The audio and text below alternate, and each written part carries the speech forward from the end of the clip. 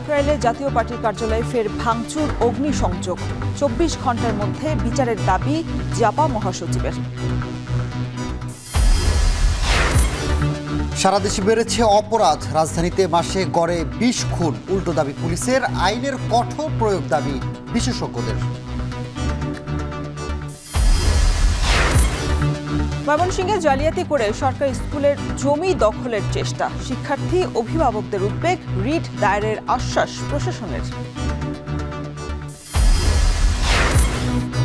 অবৈধ অভিবাসীর বিরুদ্ধে কঠোর কাতার, আটক বহু বাংলাদেশি, ফেরত পাঠানো হয়েছে অনেককে, তথ্য হালনাগাদের পরামর্শ।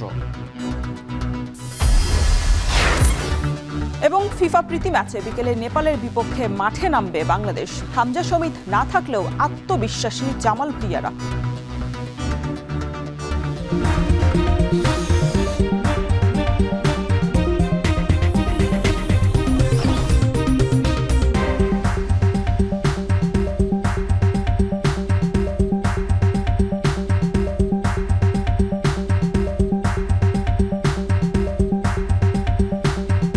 স্বাগত। এখন সকালে পুরো আয়োজনের সঙ্গে আছি আমি শরীফ রওশন, আমি সানিম রিথা। আবারও জাতীয় পার্টির কেন্দ্রীয় কার্যালয়ে হামলা। শুক্রবার সন্ধ্যা ৭টার পর রাজধানীর কাকরাইলে দলটির অফিসে হামলা ও অগ্নিসংযোগের ঘটনা ঘটে। পরে লাঠি চার্জ, সাউন্ড গ্রেনেড ও জলকামান ব্যবহার করে হামলাকারীদের ছত্রভঙ্গ করে পুলিশ। জাতীয় পার্টির নেতাকর্মীরা অভিযোগ করে গণ অধিকারের কর্মীরা দলবল নিয়ে পার্টির কেন্দ্রীয় কার্যালয়ে হামলা ও ভাঙচুর চালিয়েছে। ২৪ ঘন্টার মধ্যে হামলার সাথে জড়িতদের আইনের আওতায় আনার দাবি জানান দলটির মহাসচিব। শাহাদাত অফরের প্রতিবেদনে বিস্তারিত।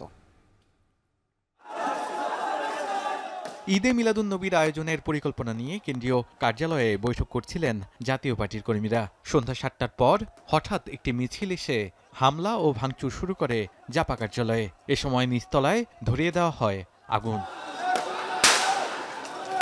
হামলার কিছুক্ষণের মধ্যেই ঘটনাস্থলে আসে পুলিশ, শুরু হয় ধাওয়া পাল্টা ধাওয়া। পরিস্থিতি নিয়ন্ত্রণে জল কামান ব্যবহার করে পুলিশ, ব্যবহার করে সাউন্ড গ্রেনেডও। তবে এতে আরও ক্ষিপ্ত হয়ে ওঠে বিক্ষুব্ধ জনতা। শেষ পর্যন্ত অফিসের সামনে থেকে সবাইকে সরিয়ে নেওয়া সম্ভব হয়। নিয়ন্ত্রণ নেয় আইনশৃঙ্খলা বাহিনী। জাপান নেতাদের অভিযোগ, শুক্রবার সন্ধ্যায় গণ অধিকার পরিষদের মিছিল থেকে এ হামলা চালানো হয়। এক পর্যায়ে আগুন ধরিয়ে দেওয়া হয় অফিসে। সরকারের দায়িত্ব হলো মবের বিরুদ্ধে অবস্থান গ্রহণ করা, কিন্তু যে এরকম ব্যবস্থা নেওয়া দরকার আমরা আজকে সেই রকম ব্যবস্থা দেখছি না। আমরা এটারও তীব্র নিন্দা এবং প্রতিবাদ জানাচ্ছি। আজকে আমরা দেখেছি যে ২২ দলের একটা সমাবেশ ছিল। সমাবেশ পরে তারা মিছিল নিয়ে এখানে আসে। আমরা এখন ২২ দলের লোকই ছিল নাকি ২টা-৫টা ছিল সেটা তো নির্ধারণ করার ক্ষমতা আরও আমাদের নাই। পরে ঘটনাস্থল পরিদর্শন করে জাপা মহাসচিব গণ অধিকার পরিষদকে নিষিদ্ধ করে ২৪ ঘন্টার মধ্যে হামলার সাথে জড়িতদের আইনের আওতায় আনার দাবি জানান। অন্যথায় দেশব্যাপী আন্দোলনের হুঁশিয়ারি দেন তিনি। ২৪ ঘন্টার মধ্যে যা দোষী ব্যক্তি তাদেরকে শনাক্ত করে অ্যারেস্ট করা না হলে আমরা দেশব্যাপী দুর্বল আন্দোলন করব। পাশাপাশি গণ অধিকার পরিষদকে তাদের এই সন্ত্রাস বিরোধী কার্যকলাপের জন্য আমরা নিষিদ্ধের দাবি জানাচ্ছি। বর্তমানে পরিস্থিতি আইনশৃঙ্খলা বাহিনীর নিয়ন্ত্রণে থাকলেও নতুন করে উত্তেজনা এড়াতে বাড়ানো হয়েছে আইনশৃঙ্খলা বাহিনীর উপস্থিতি।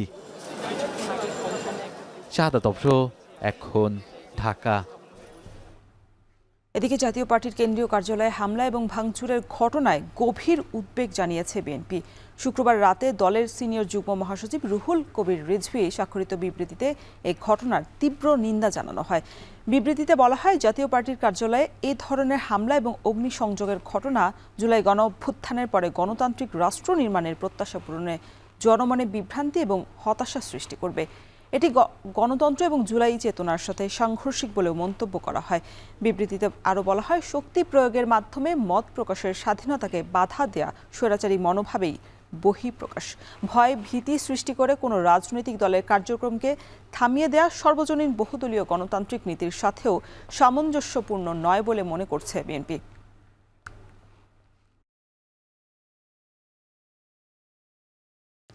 রাজবাড়ীর গোয়ালন্দে নুরুল হক ওরফে নুরা পাগলার দরবার ও বাড়িতে হামলা, ভাঙচুর, অগ্নিসংযোগ করেছে তৌহিদ জনতার ব্যানারে একদল বিক্ষুব্ধ ব্যক্তি। এ সময় নুরা পাগলার মরদেহ কবর থেকে তুলে পুড়িয়ে ফেলা তারা।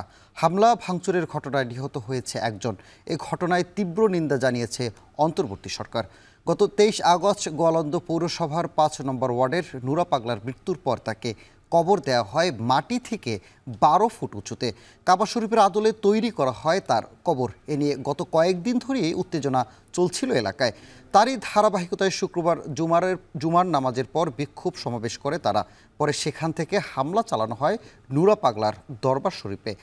পাল্টা আক্রমণ করে নুরা পাগলার ভক্তরা। দুই পক্ষের সংঘর্ষে অর্ধশত মানুষ আহত হয়, নিহত হয় এক যুবক। পরে দরবার শরীফে আগুন দেয় তারা।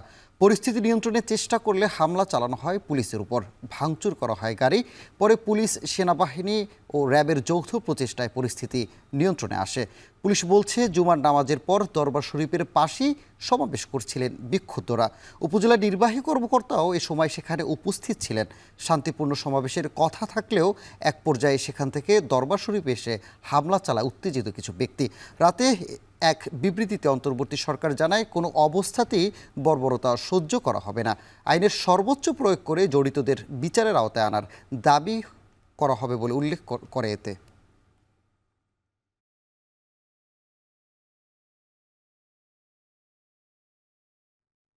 মুন্সিগঞ্জের মোল্লাকান্দিতে আধিপত্য বিস্তারকে কেন্দ্র করে দুই গ্রুপের সংঘর্ষের ঘটনায় গুলিবিদ্ধ সহ অন্তত 8 জন আহত হয়েছেন।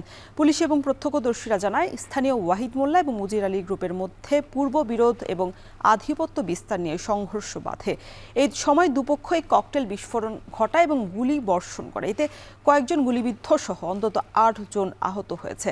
তাদের উদ্ধার করে মুন্সিগঞ্জ জেনারেল হাসপাতালে নিয়ে যাওয়া হয়। সেখান থেকে পরে 4 জনকে ঢাকা মেডিকেল কলেজ হাসপাতালে পাঠানো হয়। মুন্সিগঞ্জ জেনারেল হাসপাতালের জরুরি বিভাগের চিকিৎসক ডাক্তার মাসুদুর রহমান জানান, 6 জনের শরীরে গুলির আঘাত পাওয়া গেছে। এদিকে সদর থানার ভারপ্রাপ্ত কর্মকর্তা সাইফুল আলম জানিয়েছেন, এই ঘটনায় এখন পর্যন্ত কেউ থানায় অভিযোগ দেয়নি।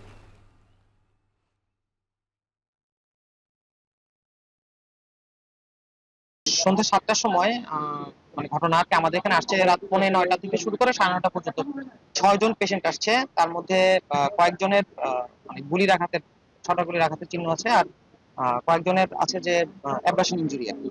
ওনারা দাবি করছেন এটা হচ্ছে ককটেল বিস্ফোরণের। তো একজনের একটু বার্ন আছে, বাট অন্যান্যদের কিছু ল্যাসারেটেড ইনজুরি পাওয়া গেছে। গেল 6 মাস ধরে রাজধানী সহ সারা দেশে বেড়েছে বিভিন্ন অপরাধ। বেশিরভাগই খুন, ছিনতাই, চাঁদাবাজি ও মবের ঘটনা। পুলিশের তথ্য বলছে, রাজধানীতে গড়ে প্রতি মাসে খুন হচ্ছে 20 জনের মতো। তবে অপরাধ নিয়ন্ত্রণ আছে বলে দাবি করেছে ঢাকা মহানগর পুলিশ। এদিকে আইন ও অপরাধ বিশেষজ্ঞরা মনে করছেন, রাজনৈতিক ছত্রছায়া ও প্রশাসনের নিষ্ক্রিয়তায় এসব বড় ঘটনার কারণ। আরও জানাচ্ছেন রাব্বি হোসেন।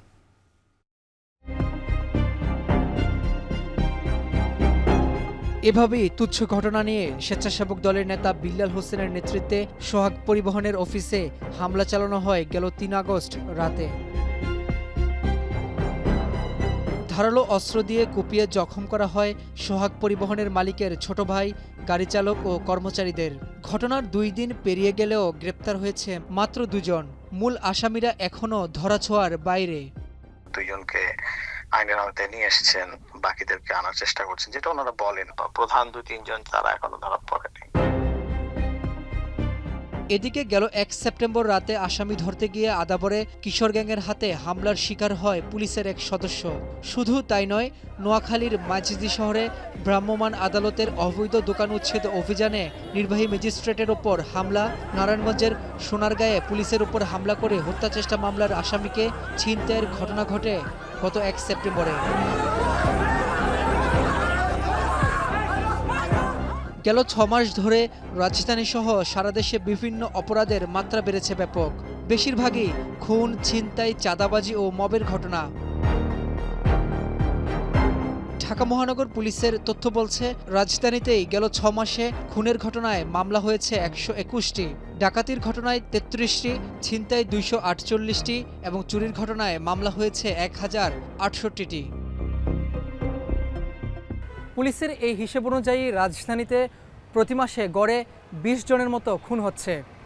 হত্যা, ছিনতাই সহ নানা অপরাধের তথ্য গণমাধ্যমে প্রচারিত হলেও পুলিশের দাবি, এসব অপরাধ আগের চেয়ে অনেকটাই নিয়ন্ত্রণে আছে।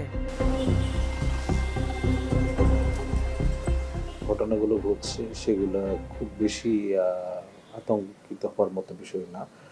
আমরা কোনো একটা ঘটনা প্রত্যাশা করি না। এ পর্যন্ত এই বছরের 6 মাসে এর চাঞ্চল্যকর যে কয়টি ঘটনা ঘটেছে, আমরা সবকটি ঘটনারই দু একটা ব্যতিক্রম ছাড়া রহস্য উদ্ঘাটন করতে সক্ষম হয়েছি।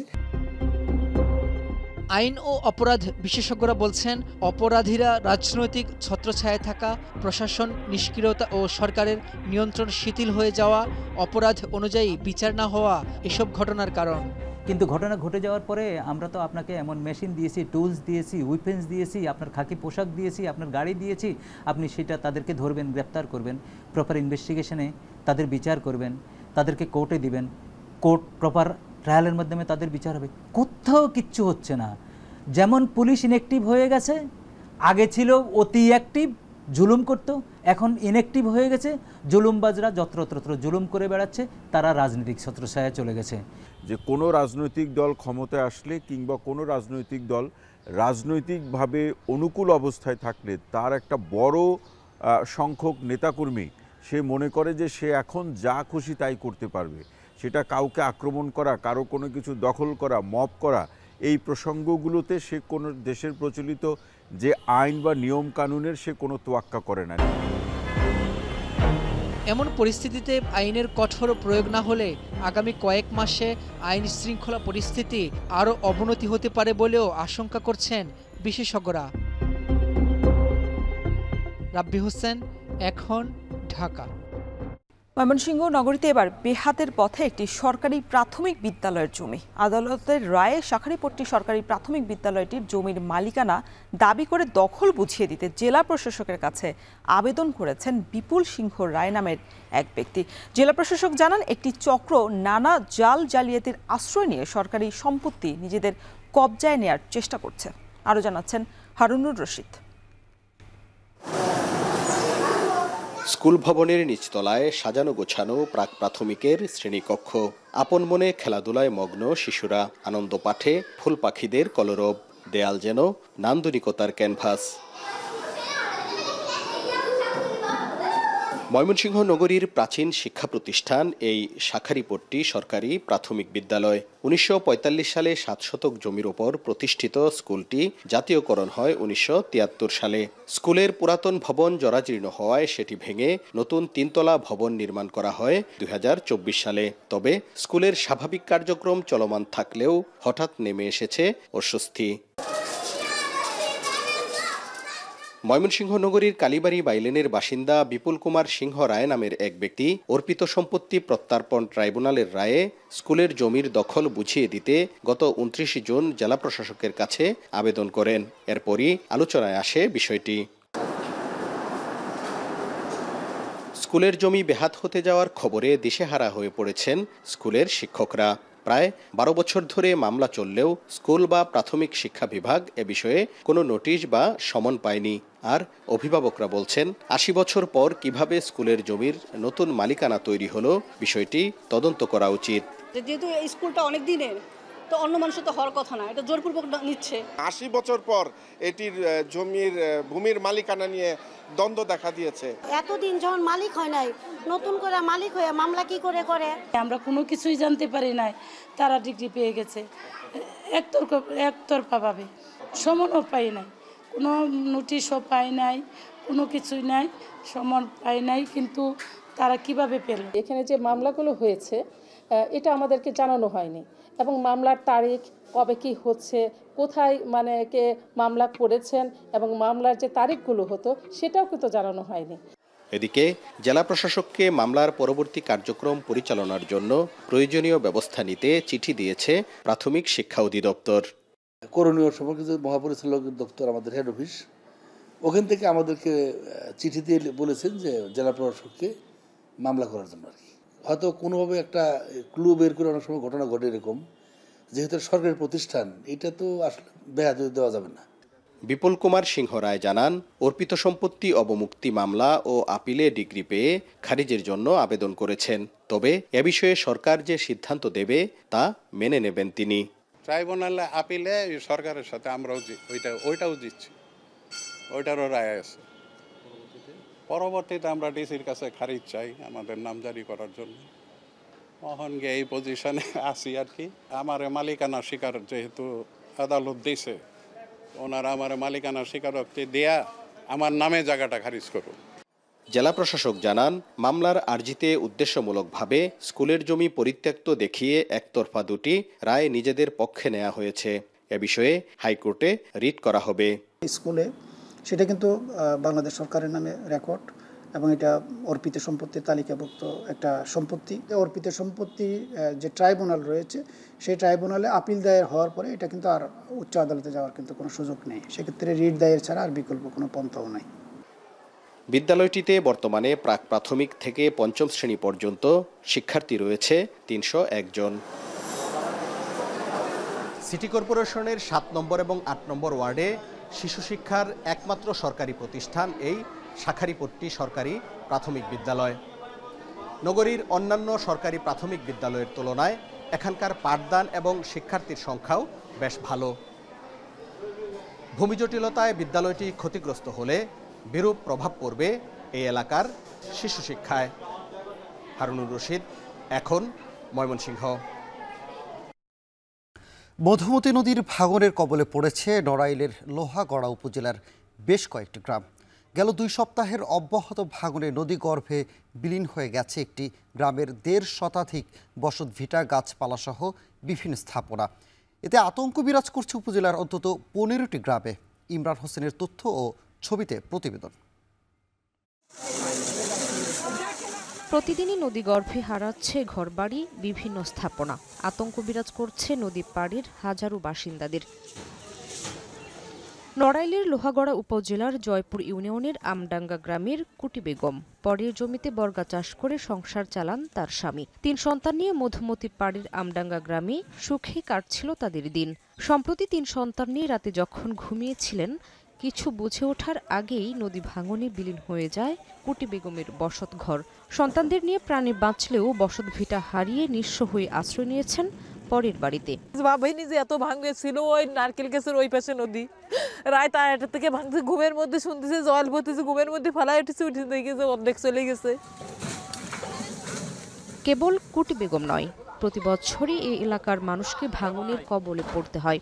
গেল 1 মাসের ভাঙনে নদীগর্ভে চলে গেছে ইতনা, শালনগর, লাহুরিয়া, কোটাকোল, মল্লিকপুর ইউনিয়নের 15টি গ্রামের হাজারো পরিবারের ঘরবাড়ি সহ বিভিন্ন স্থাপনা।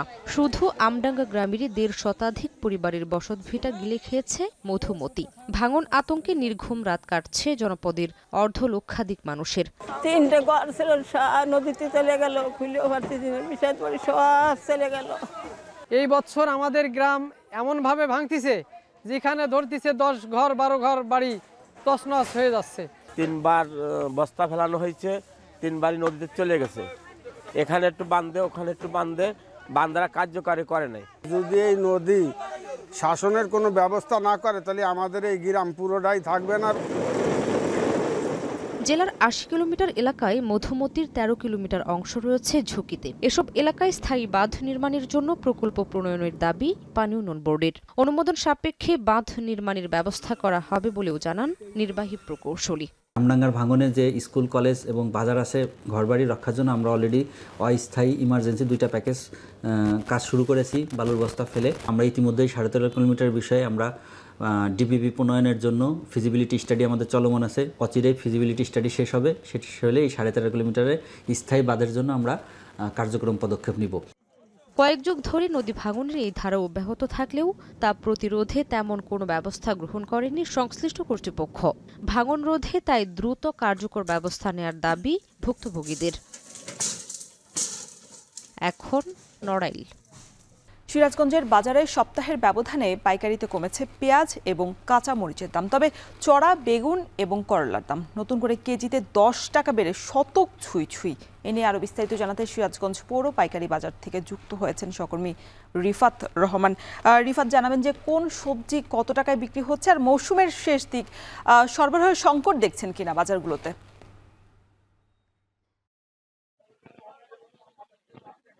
রোশন যদি বলছিলেন যে আসলে এই বছরের এই সময়টায় সিরাজগঞ্জের যে পাইকারি আড়তগুলো থাকে, এই আড়তে সবজির সরবরাহ কিন্তু অনেকটাই কমে আসে। তার কারণ যে এখন বর্তমানে কৃষকরা কিন্তু শীতকালীন যে সবজিগুলো রয়েছে সেগুলো চাষাবাদ করছেন। পাশাপাশি যেহেতু বৃষ্টির মৌসুম, সে কারণে আসলে এই সময়টায় সবজির সরবরাহ অনেকটাই কম থাকে পাইকারি আড়তে।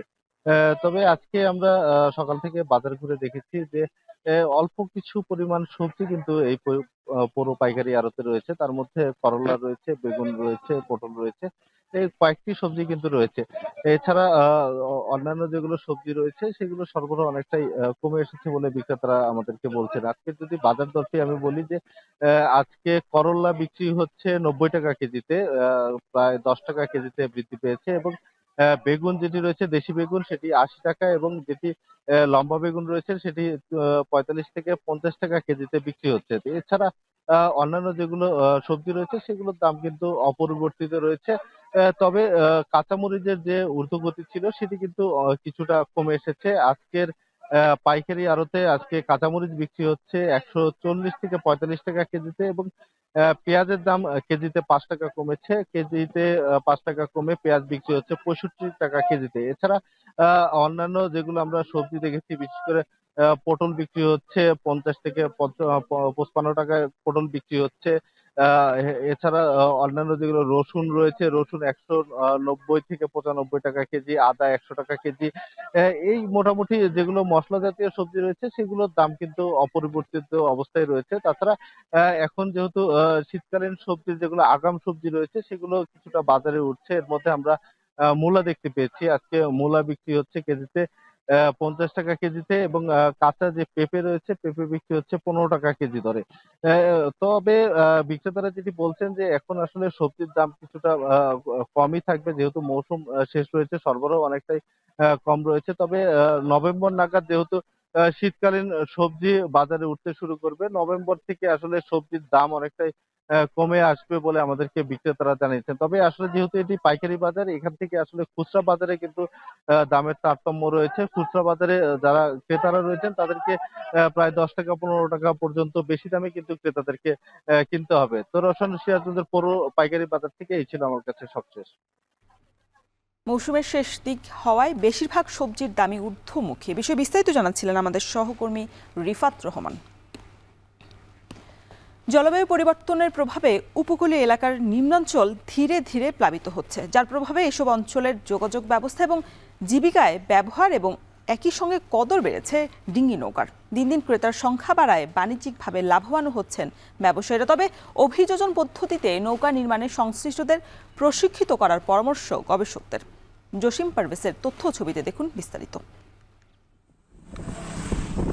ধান, নদী, খাল, এই তিনে বরিশাল। এই প্রবাদ থেকেই স্পষ্ট যে উপকূলীয় পটুয়াখালীর প্রান্তিক মানুষের বাণিজ্য, জীবন ও জীবিকা নদীকেন্দ্রিক। জেলার নিম্নাঞ্চলের ক্ষুদ্র জেলেদের মাছ শিকার, কৃষকের কৃষিকাজ এবং যোগাযোগ রক্ষা সহ গুরুত্বপূর্ণ কাজে ব্যবহার বাড়ছে নৌকার, যার ফলে ব্যক্তিগত এবং প্রাতিষ্ঠানিক পর্যায়ে বছরে ৫০ কোটি টাকার ডিঙ্গি নৌকার উৎপাদন ও বেচা বিক্রি হচ্ছে। নৌকা কিনেছি ৬০০০ টাকা, খাজনা পাতা শুদ্ধ ৬০০০ টাকা কিনেছি। বীজ পার করি, এবার মাছ ধরি, মাছ ধরিয়ে বাজারে বিক্রি করি। বাবলাতলা, তুলাতলি, চারিভাড়া, বানাতি, বিভিন্ন জায়গায় দেয় লোকজন। ৮ থেকে ১৫ রাত পর্যন্ত আছে। এই মেহগুনি কাঠ, জিলাপি কাঠ আছে, বাবলা কাঠ আছে। বর্তমানে গ্রামীণ ও শহুরে হাটবাজার উন্নত হচ্ছে, বাড়ছে পরিধি। তবে অস্তিত্ব সংকটে পড়েছে নৌকার মতো ঐতিহ্যবাহী পণ্যের হাট। তাই নৌকার বাজার সম্প্রসারণের দাবি ব্যবসায়ীদের। নৌকা টৌকা আনে ধোয়ার জন্য যে খুব অবস্থা খারাপ। এখন এর সাথে যদি একটা মেলা খোলার জায়গায় যদি নৌকাগুলো ধোয়া যেত হয়তো কিছু গায়ক বাড়তি হইতো। জায়গা দেশে জায়গায় নৌকা যা খাড়ে না, ভিন্ন একটা নূতন করে জায়গা দেওয়া উচিত। এ জায়গা একটা ছোট আর চারা লঞ্চ গাড়ি নৌকার বাজার খাটে না। জলবায়ু পরিবর্তনের প্রভাবে সাগর ও নদ নদীর পানির উচ্চতা বাড়ছে। এতে পটুয়াখালীর রাঙাবালি, কলাপাড়া, মির্জাগঞ্জ সহ অন্যান্য উপজেলার নিম্নাঞ্চল প্লাবিত হচ্ছে। ডিঙ্গি নৌকাতেই ভরসা রাখছেন এ অঞ্চলের মানুষ।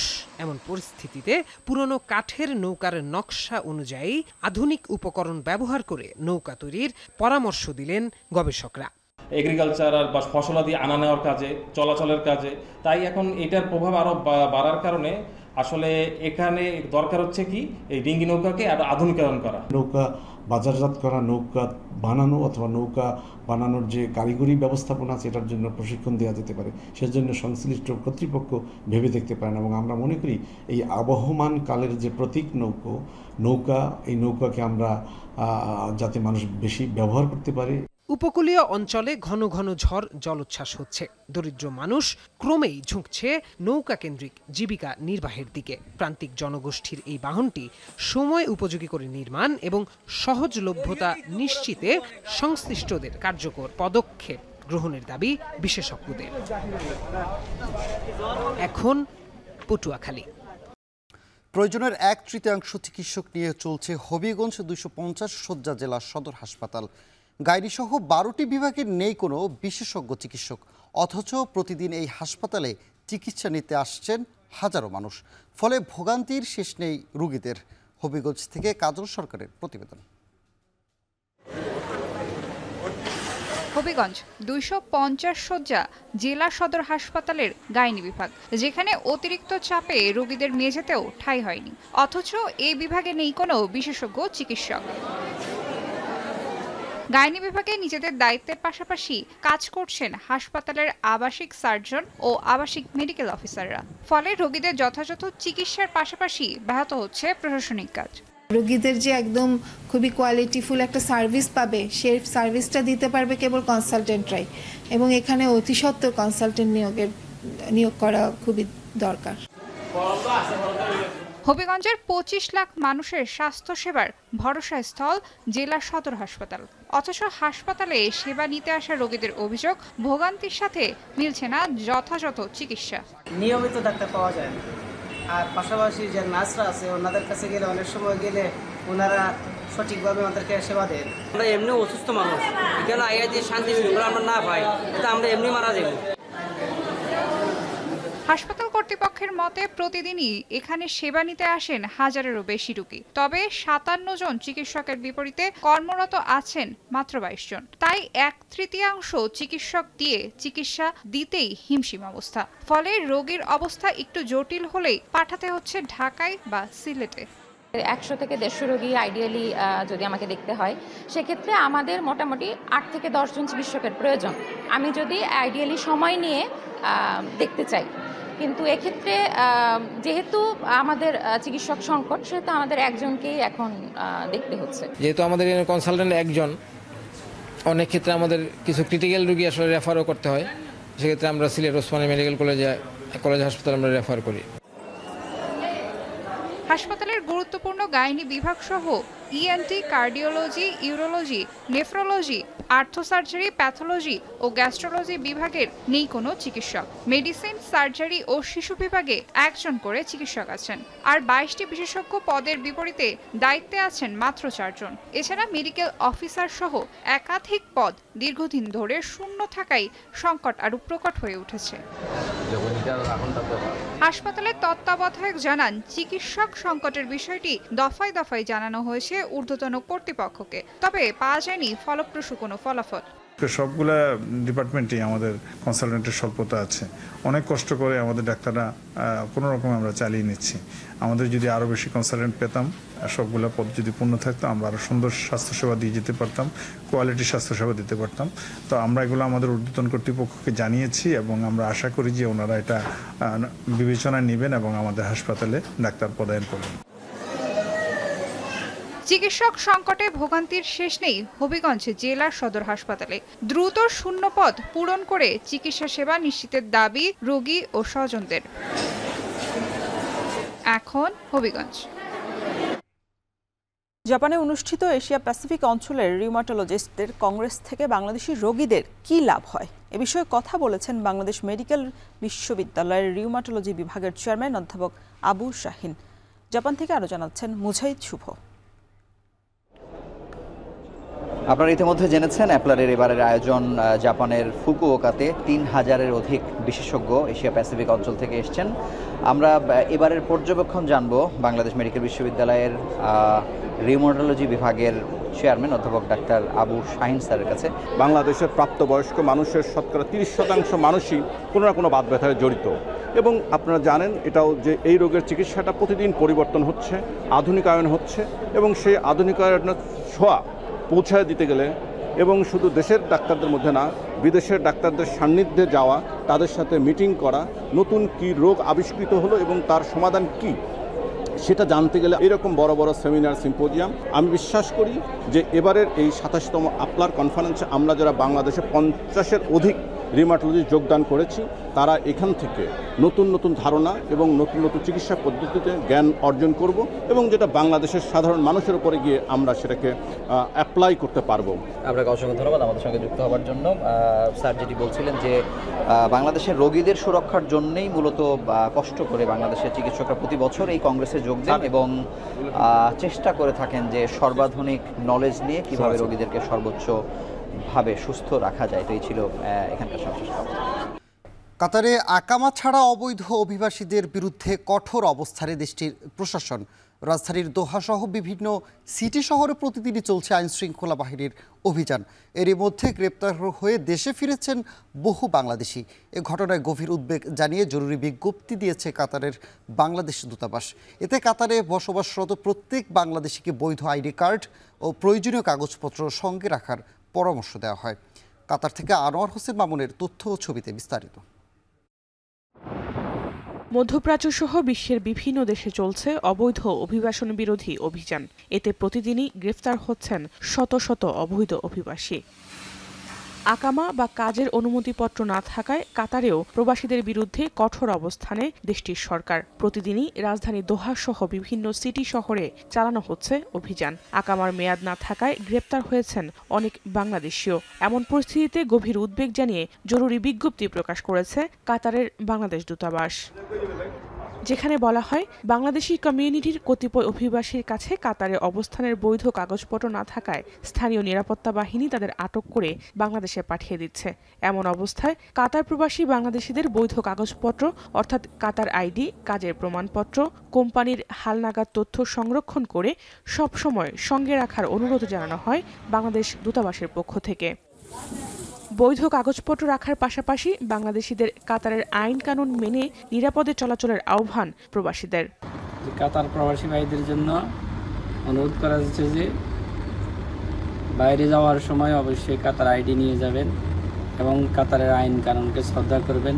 আর যারা বাইরে কাজ করতেছেন, এক কোম্পানির লোক অন্য কোম্পানিতে কাজ করতেছেন, তারা তাদের কাজের ক্ষেত্রে কর্মস্থলের এবং ওনাদের এগ্রিমেন্ট পেপারগুলো চেক করবেন এবং যাদের এগ্রিমেন্ট পেপারের মেয়াদ শেষ হয়ে গেছে দ্রুত এগ্রিমেন্ট পেপার পুনরায় নবায়ন করার জন্য বিশেষভাবে অনুরোধ করা যাচ্ছে। দূতাবাসের তথ্য মতে বিভিন্ন পেশায় ৪ লাখের বেশি বাংলাদেশি কাতারে কর্মরত আছেন। তবে এদের মধ্যে ঠিক কত সংখ্যক প্রবাসী বাংলাদেশি অবৈধ তার সঠিক তথ্য নেই দূতাবাসের কাছে। কাতার এখন যুক্তরাষ্ট্রে বেকারত্বের হার দাঁড়িয়েছে ৪.৩%। শুক্রবার দেশটির শ্রম পরিসংখ্যান ব্যুরোর প্রতিবেদন উঠে এসেছে এমনই তথ্য, যেখানে বলা হয় গেল আগস্ট এবং জুন মাসে একরকম স্থবির অবস্থায় ছিল মার্কিন চাকরির বাজারে। তবে পরিস্থিতির দ্রুত উন্নতির আশা ট্রাম্পের অর্থনীতি বিষয়ক উপদেষ্টা কেভিন হেসেটের। আরও জানাচ্ছেন জাহানারা ভুইয়া। স্বপ্ন পূরণে কাঙ্ক্ষিত দেশগুলোর শীর্ষে বরাবরই যুক্তরাষ্ট্র। মোটা বেতনের চাকরি, বিলাসবহুল জীবনসহ নানা হাতছানি। সেই স্বপ্নে বিভোর হয়ে প্রতি বছর দেশটিতে বিভিন্ন ভিসায় পাড়ি জমান লাখো অভিবাসী।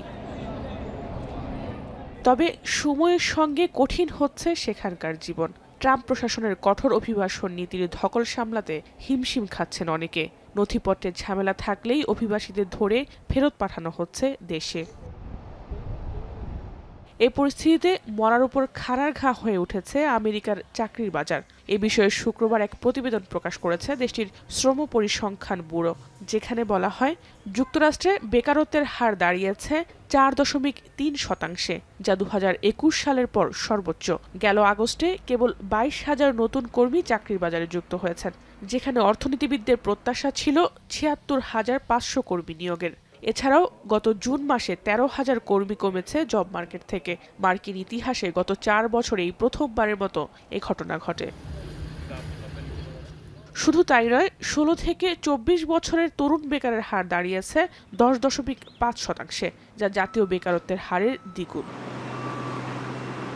মার্কিন প্রেসিডেন্ট ডোনাল্ড ট্রাম্পের শুল্ক নীতির কারণে নতুন নিয়োগ কমিয়ে দিয়েছে কোম্পানিগুলো। আর এতেই বেকারত্বের হার বাড়ছে বলে ধারণা বিশ্লেষকদের। New hiring is truly ground to a halt, and that's a dynamic we've really seen in place since April when tariffs were announced. We're seeing a high degree of caution on the part of employers and not much luck for those who are in the job market or looking to assess what their future prospects might be for their careers. চাকরির বাজারে মন্দাভাবের প্রভাব যুক্তরাষ্ট্রের federal রিজার্ভেও পড়বে বলে আশঙ্কা অর্থনীতিবিদদের। For several months now, we've really been seeing sort of the recession-resistant sectors, healthcare and social assistance, do a lot of the heavy lifting of hiring, and that broad situation is not one where there is any heavy lifting going on. তবে আগামী কয়েক মাসের মধ্যেই পরিস্থিতির উন্নতি হবে বলে জানান হোয়াইট হাউসের অর্থনীতি বিষয়ক উপদেষ্টা। President Trump knows that we're super optimistic about the future of the jobs numbers because we're seeing a massive blowout in capital spending and new factory construction, something that happened because of the tax reforms that we had. So people are allowed to expense factories. Capital spending is growing at a rate, it was about 8% over the first half of the year. It's accelerating in the third quarter. যুক্তরাষ্ট্রের শ্রম পরিসংখ্যান ব্যুরোর প্রতিবেদনের পরই নিম্নমুখী মার্কিন share বাজারের স্টকের দর কমতে শুরু করেছে নাসদাক, S&P 500, ডাও জোন্স সহ বেশ কিছু শেয়ার। জাহানারা ভুঁইয়া, এখন বিশ্ব। বাতাসের আর্দ্রতা থেকে বিশুদ্ধ পানি উৎপাদন করছে আমিরাতের প্রতিষ্ঠান MA হাওয়া। কারখানা ছাড়াও একই প্রক্রিয়ায় পানি উৎপাদনে প্রতিষ্ঠানটি রয়েছে বিশেষ ফিল্টার মেশিন। বাসা, বাড়ি কিংবা অফিসে স্বয়ংক্রিয় যন্ত্রটি ব্যবহারের মাধ্যমে হাজার হাজার কিলোগ্রাম কার্বন নির্গমন কমিয়ে আনা সম্ভব বলে দাবি করছে প্রতিষ্ঠানটি। তৌহিদুর রহমান জানাচ্ছেন বিস্তারিত। সাগর, নদী কিংবা জলাশয় নয়, বাতাসের আর্দ্রতাকে হাইড্রেশনে রূপান্তর করে উৎপাদন হচ্ছে সুপেয় পানি। জ্বালানি শক্তি সাশ্রয়ী প্রযুক্তির মাধ্যমে বিশুদ্ধ পানি উৎপাদন করে তাক লাগিয়ে দিয়েছে মরুর দেশ সংযুক্ত আরব আমিরাতের প্রতিষ্ঠান MA হাওয়া। আবুধাবিতে 2023 সালে প্রতিষ্ঠিত হয়েছে কারখানাটি, যেখানে প্রতিদিন প্রায় 40,000 লিটার পানি সরবরাহের জন্য প্রস্তুত করা হয়। We are living in one of the most water scarce region in the world, which is the Middle East, and we need to find a solution that will help us to provide enough water for the people. And then the idea came that we can tap into the world's biggest water resource, which is the atmosphere. কারখানা ছাড়াও বাতাসের আর্দ্রতা থেকে পানি উৎপাদনে রয়েছে নিজস্ব প্রযুক্তিতে তৈরি বিশেষ ফিল্টার মেশিন। এই যন্ত্রটি ছোট হওয়ায় বাসাবাড়ি কিংবা অফিসে ব্যবহার করা সম্ভব। প্রতি কিলোওয়াট শক্তিতে এই মেশিনে 5 লিটার পর্যন্ত পানি উৎপাদন হয়। প্রতি বছর একটি ফিল্টার মেশিনের মাধ্যমে প্রায় 11,000 লিটার পানি উৎপাদন সম্ভব, যার মাধ্যমে 45,000 প্লাস্টিক বোতলের ব্যবহার কমানো যাচ্ছে। এতে করে 4,500 কিলোগ্রাম কার্বন নির্গমনও কমানো সম্ভব বলে দাবি প্রতিষ্ঠানটির। তাই সম্ভাবনাময় এই খাতে উৎপাদন সক্ষমতা আরও বাড়াতে চলছে গবেষণা। Our next bigger machine is called Gen M Pro, and it's actually one of the most sellable machine that we have. It produces about 900 liters of water every 24 hours. And again, it's an industrial machine, so you can use it for agriculture or other whatever industrial business that you have. MA হাওয়া প্রতিষ্ঠানটির কারখানায় উৎপাদিত 250 মিলিগ্রামের বোতলজাত পানির খুচরা মূল্য 3.79 দিরহাম বা প্রায় $1 মার্কিন, যা দেশটির অন্যান্য পানি ব্র্যান্ডের তুলনায় বেশি। তবে এটি মরুভূমিতে পানি উৎপাদনের জন্য টেকসই প্রক্রিয়া বলে মনে করছেন বিশেষজ্ঞরা। Atmospheric water harvesting, if it's driven by solar energy, it is a sustainable process, but it has its inherent drawbacks. Low water production rate, providing water for small communities, and also in some cases special water need. সংযুক্ত আরব আমিরাতের সরকারের তথ্য বলছে, দেশটি সমুদ্রের লবণাক্ত পানিকে সুপেয় পানিতে রূপান্তর করার জন্য ব্যাপকভাবে নির্ভরশীল।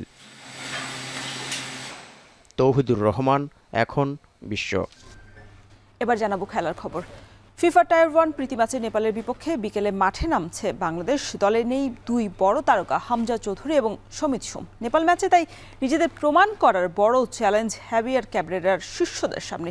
এই 2 ম্যাচ দিয়েই অক্টোবরে হংকংয়ের বিপক্ষে ম্যাচের প্রস্তুতি সারতে চায় টিম বাংলাদেশ। বিস্তারিত জানাচ্ছেন জুবাইর আহমেদ। 2025 সাল দেশের ফুটবলে নিয়ে এসেছে নতুন এক জোয়ার। একাধিক প্রবাসী খেলোয়াড়ের আগমন জাতীয় দলকে নিয়ে বাড়িয়েছে প্রত্যাশা।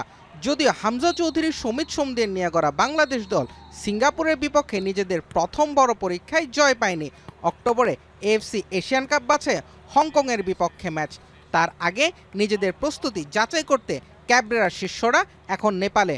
সেখানে বিকেল 5:45 স্বাগতিকদের বিপক্ষে মাঠে নামবে বাংলাদেশ। নেপাল সফরের এই দল অবশ্য শক্তিমত্তায় পূর্বের তুলনায় খানিক পিছিয়ে থাকছে। ইনজুরি সমস্যার কারণে এই সফরে দলের সঙ্গে নেই হামজা সুমিত্রা। অনূর্ধ্ব 23 দলের হয়ে ভিয়েতনামে ব্যস্ত কিউবা মিচেল, ফাহমিদুল ইসলাম সহ জাতীয় দলের একাধিক সদস্য। তবু এই দলকে পিছিয়ে রাখতে চান না coach heavier Cabrera. Without Hamza, or well, also Shamit is not there, many and the 23 players. But honestly, we have been till very few months ago competing at a very high level with 95% of the squad that we have brought here now.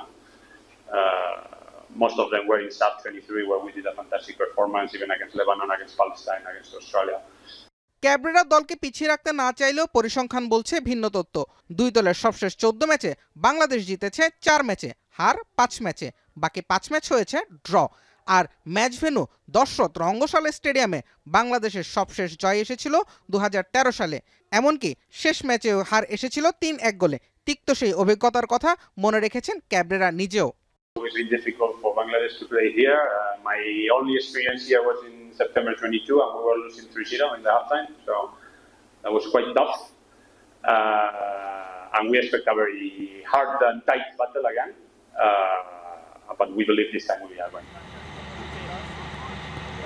প্রতিকূল পরিবেশে চেনা প্রতিপক্ষের বিরুদ্ধে এই 2 match থেকে বাংলাদেশ প্রস্তুতি নেবে আরও বড় কিছুর জন্য। স্কোয়াডে কিছুটা ঘাটতি থাকলেও বাস্তবতার নিরিখে এই দলটিকেই নিতে হবে বড় চ্যালেঞ্জ। হামজা, সমিত, কিউবাদের ছাড়া এ স্কোয়াডের জন্য নেপাল ম্যাচটা তাই বাড়তি গুরুত্ব পাচ্ছে। জুবাইর আহমেদ, এখন। শেষ করছি এখন সকাল। শিরোনামগুলো আরও একবার।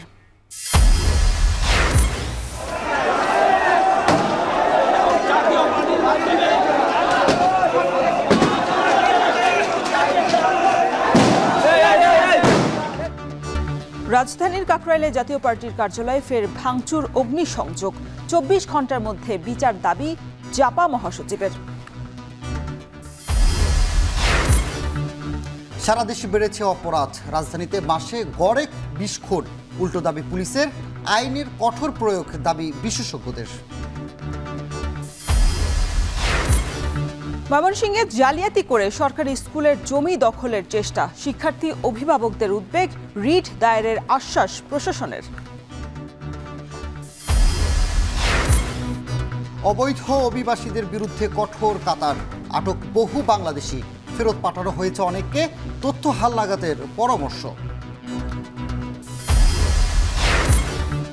এবং ফিফা প্রীতি ম্যাচে বিকেলে নেপালের বিপক্ষে মাঠে নামবে বাংলাদেশ। হামজা, সমিত না থাকলেও আত্মবিশ্বাসী জামাল ভুইয়ারা।